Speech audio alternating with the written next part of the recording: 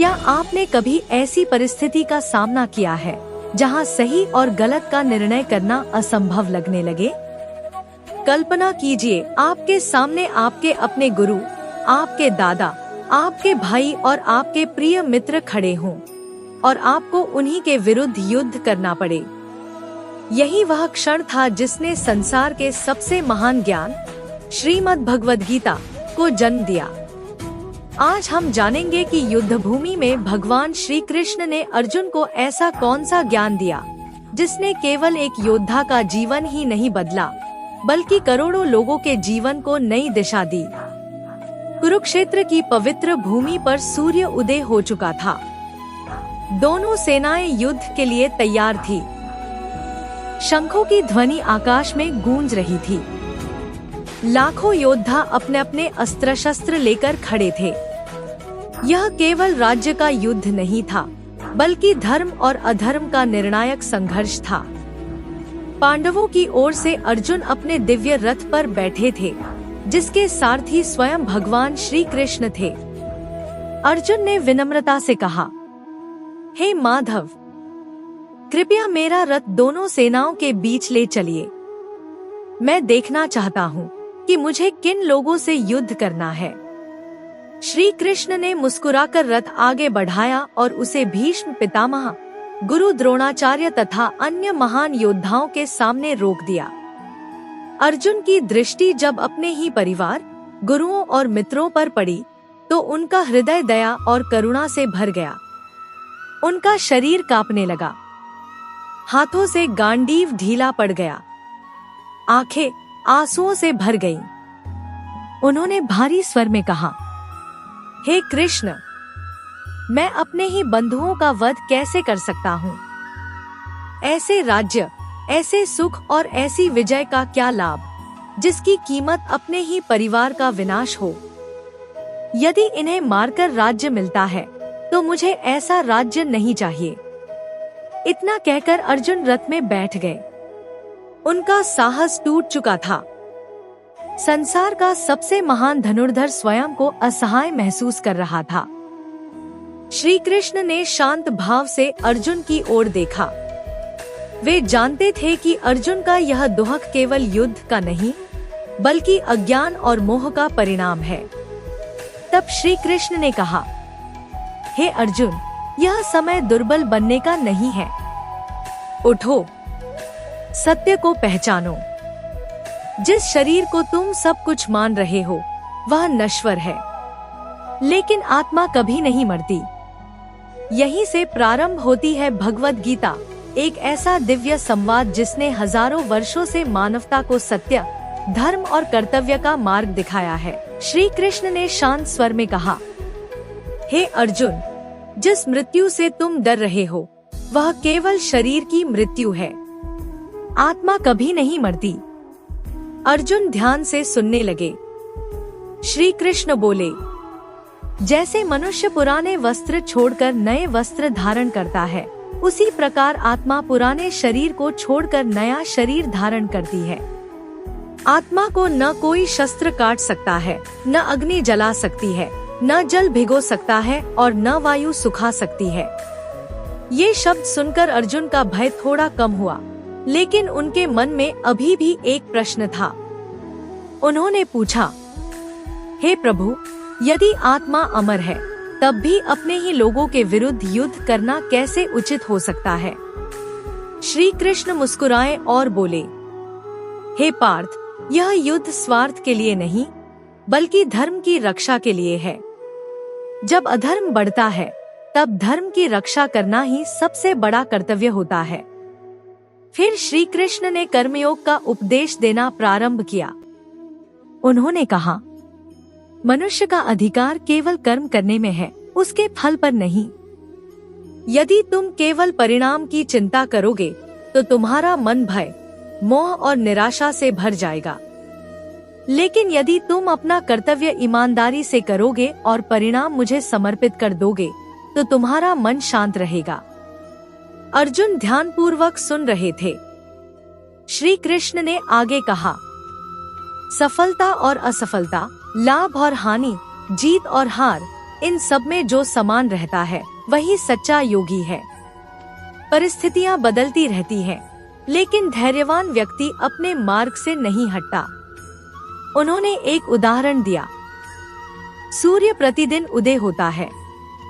वह यह नहीं सोचता कि आज बादल है या नहीं। वह अपना कर्तव्य करता है। उसी प्रकार मनुष्य को भी बिना भय और बिना अहंकार के अपना कर्तव्य निभाना चाहिए। अर्जुन का मन अब पहले से अधिक शांत होने लगा। उन्हें महसूस हुआ कि उनके सामने खड़े श्री कृष्ण केवल उनके सारथी नहीं, बल्कि एक दिव्य गुरु हैं। लेकिन उनके मन में अभी भी कई प्रश्न बाकी थे। मन को कैसे नियंत्रित किया जाए? मोह और क्रोध से कैसे बचा जाए? सच्चा ज्ञान क्या है? इन सभी प्रश्नों का उत्तर श्री कृष्ण अगले उपदेश में देने वाले थे। अर्जुन ध्यानपूर्वक श्री कृष्ण की प्रत्येक बात सुन रहे थे। उनके हृदय में अब भय की जगह ज्ञान का प्रकाश फैलने लगा था। फिर भी उनके मन में एक प्रश्न बार बार उठ रहा था। उन्होंने हाथ जोड़कर पूछा, हे प्रभु, यदि मनुष्य जानता है कि क्या सही है और क्या गलत, फिर भी वह गलत मार्ग पर क्यों चला जाता है? कौन सी शक्ति उसे पाप करने के लिए विवश करती है? श्री कृष्ण मुस्कुराए और बोले, हे पार्थ, मनुष्य का सबसे बड़ा शत्रु कोई बाहरी व्यक्ति नहीं, बल्कि उसके भीतर छिपी अनियंत्रित कामना है। जब इच्छाएं पूरी नहीं होती, तब उनसे क्रोध उत्पन्न होता है।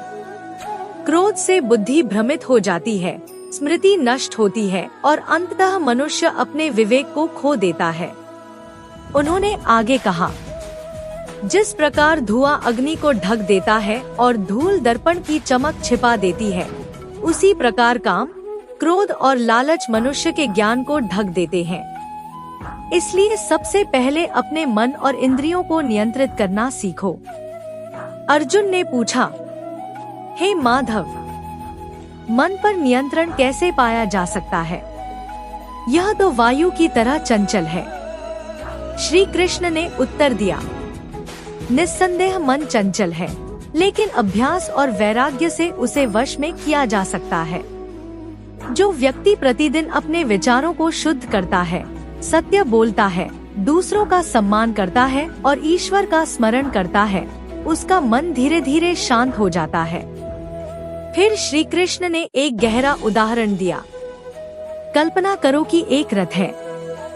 शरीर उस रथ के समान है, इंद्रियां उसके घोड़े हैं और मन उन घोड़ों की लगाम है। यदि लगाम मजबूत होगी तो रथ सही दिशा में चलेगा, लेकिन यदि मन पर नियंत्रण नहीं होगा तो इंद्रियां मनुष्य को भटकाकर दुहक के मार्ग पर ले जाएंगी। अर्जुन अब पूरी श्रद्धा से श्री कृष्ण के वचनों को सुन रहे थे। श्री कृष्ण बोले, जो व्यक्ति अपने मन को जीत लेता है, उसके लिए संसार का कोई भी संकट बड़ा नहीं होता। लेकिन जो अपने मन से हार जाता है, वह छोटी सी कठिनाई में भी टूट जाता है। इसके बाद श्री कृष्ण ने भक्ति का महत्व समझाया। उन्होंने कहा, हे अर्जुन, जो भक्त सच्चे मन से मेरा स्मरण करता है, अपने सभी कर्म मुझे समर्पित करता है और किसी के प्रति द्वेष नहीं रखता, मैं स्वयं उसकी रक्षा करता हूँ। वह कभी अकेला नहीं होता। इन दिव्य वचनों ने अर्जुन के हृदय में नई आशा जगा दी।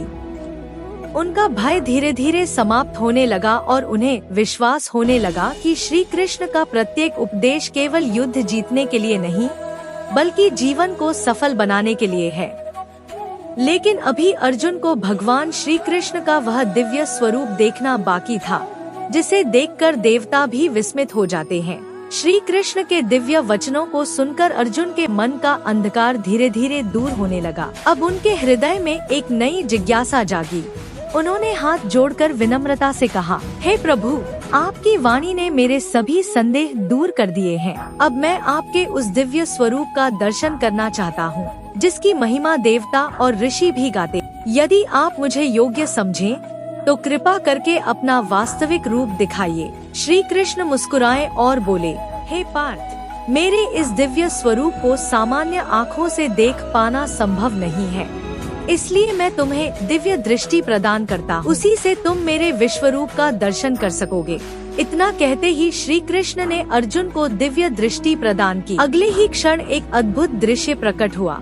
अर्जुन ने देखा कि श्री कृष्ण का स्वरूप अनंत हो गया है। ऐसा प्रतीत हो रहा था मानो पूरा ब्रह्मांड उन्हीं के भीतर समाया हुआ हो। असंख्य मुख, असंख्य नेत्र, असंख्य भुजाएं और दिव्य तेज चारों ओर प्रकाशित हो रहा था। ऐसा लग रहा था जैसे हजारों सूर्य एक साथ आकाश में उदित हो गए हों। अर्जुन ने उस विराट स्वरूप में पर्वत, नदियाँ, समुद्र, ग्रह, नक्षत्र, देवता, ऋषि और समस्त प्राणियों को देखा। उन्हें अनुभव हुआ कि सृष्टि का प्रत्येक कण उसी परम शक्ति से जुड़ा है। फिर उन्होंने देखा कि समय के प्रवाह में अनेक महान योद्धा उसी विराट स्वरूप में प्रवेश कर रहे हैं। यह दृश्य देखकर अर्जुन आश्चर्य और श्रद्धा से भर गए।